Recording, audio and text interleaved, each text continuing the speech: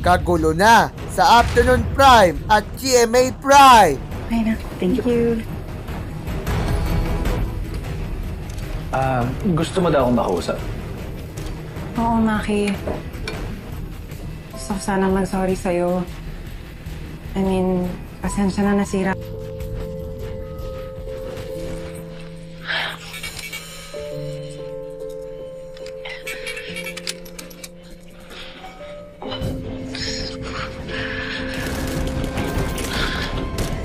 Lahat ng mga sumbat niya sa akin.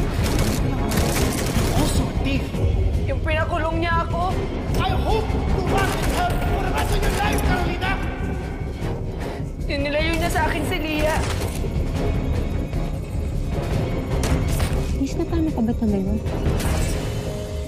Tsaka bakit ka ba nag-isa? Hindi mo ba kung ano ang mga naganap sa Lireo kagabi? Bakit? Sa Lireo ba nang galing? Ganito ako. Hindi kayo masaya. Hindi nadalaw ko ng patay. Ay, ginoo ko. Alam mo, pagkatapos nito, magpapakabait na talaga ako. Titigil ko na tong racket na to at basta, alam ko hindi na. Buti naman, para matapos na rin to.